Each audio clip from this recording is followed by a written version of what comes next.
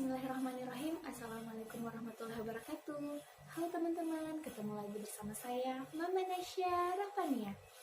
Oke teman-teman, di video kali ini kita bakalan sharing tentang soal ujian kompetensi NERS. Nah, kenapa di video kali ini kita akan membahas soal ujian kompetensi NERS? Karena insya Allah minggu depan tanggal 25 hingga 27 Juli akan dilaksanakan ujian kompetensi untuk profesi NERS. Nah, teman-teman calon perawat profesional tidak perlu berlama-lama lagi, kita langsung ke contoh soal ya. Contoh soal nomor 1. Seorang laki-laki berusia 43 tahun dirawat di ruang penyakit dalam dengan TB paru. Hasil pengkajian, keluhan sesak nafas, tampak cemas, batuk berdahak, retraksi dinding dada, tekanan darah 130/80, frekuensi nadi 100 kali per menit, frekuensi nafas 27 kali per menit, suhu 38 derajat Celcius, pH 7,47, PCO2 32 mm Hg, PO2 90 mm Hg, saturasi oksigen 92%, HCO3 22 mm ekivalen, Be+3. Nah, apakah masalah keperawatan utama pada pasien? A. Hipertermi, B. Keletihan, C. Kerusakan pertukaran gas, D. Keefektifan pola nafas, E. Keefektifan bersihan jalan nafas. Nah, teman-teman calon perawat profesional, untuk menjawab soal kurang dari 1 menit, tips dan triknya kalian harus fokus ke pertanyaannya. Jadi pertanyaan tadi adalah masalah keperawatan utama pada kasus tersebut. Kita langsung ke pengkajiannya. Nah, hasil pengkajian, keluhan sesak nafas, tampak cemas, batuk berdahak, dan retraksi dinding dada. Kita ke pilihan jawaban. Untuk hipertermi dan keletihan kita skip ya, karena dari hasil pengkajian itu bukan merupakan prioritas masalah ya.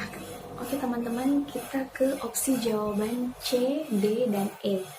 Nah, untuk opsi C yaitu kerusakan pertukaran gas, di sini didukung dengan data keluhan sesak nafas, kemudian adanya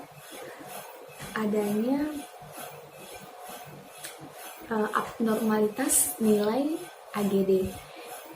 Kita lihat pH di situ 7,47 yang menandakan adanya alkalosis, dan nilai PCO2 di bawah dari 35 mm Hg. Nah, kita lanjut ke opsi D, yaitu ketidakefektifan pola nafas. Di sini juga terdapat data yang mendukung untuk ketidakefektifan pola nafas, yaitu retraksi dinding dada. Hanya satu saja data yang mendukung ketidakefektifan pola nafas, yaitu retraksi dinding dada.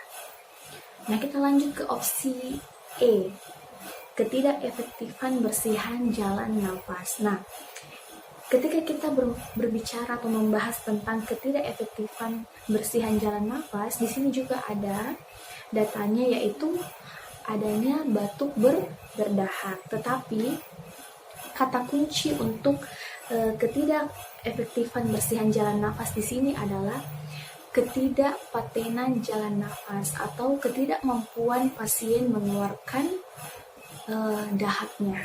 Jadi data untuk ketidakefektifan bersihan jalan nafas di sini tidak mewakili,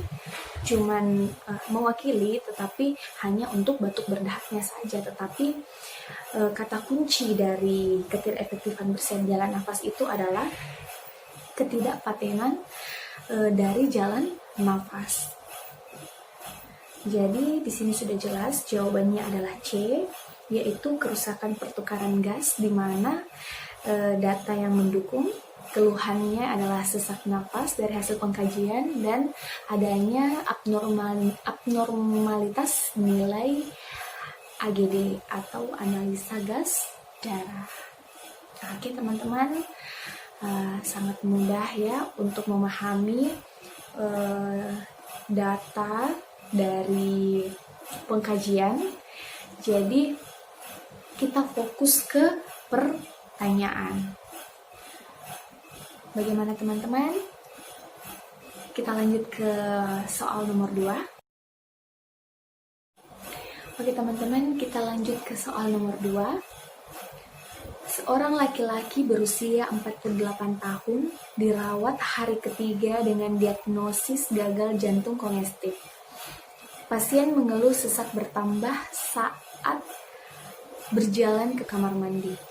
Hasil pemeriksaan fisik, frekuensi nadi 90 kali per menit, tekanan darah 150 per 90 mm Hg, frekuensi nafas 28 kali per menit, urin 40 cc per jam, dan hasil EKG sinus hitam. Pertanyaannya, apakah masalah keperawatan utama pada pasien tersebut? Opsi jawabannya A. Intoleransi aktivitas, B. Pola nafas tidak efektif, C. Gangguan eliminasi urin, D. Kelebihan volume cairan, E. Gangguan perfusi jaringan. Oke, kembali saya beritahukan kepada calon perawat profesional bahwa ketika kita menemukan soal uji kompetensi, kita fokus ke pertanyaannya. Jadi pertanyaannya tadi, apakah masalah keperawatan utama pada pasien tersebut? Nah, kita langsung ke kata kuncinya saja. Tadi di soal dikatakan bahwa pasien mengeluh sesak semakin bertambah ketika berjalan ke kamar mandi.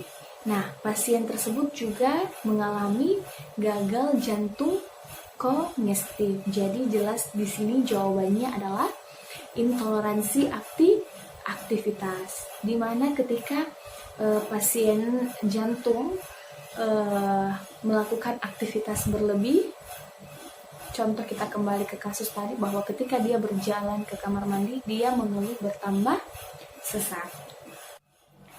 Oke teman-teman, semoga video kali ini bermanfaat untuk kalian, apalagi untuk calon perawat profesional.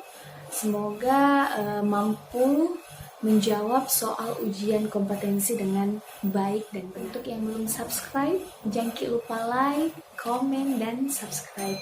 Semoga yang ikut ujian kompetensi kali ini bisa lulus dan mendapat nilai kompeten. Amin ya robbal alamin. Sampai jumpa di video berikutnya. Assalamualaikum warahmatullahi wabarakatuh.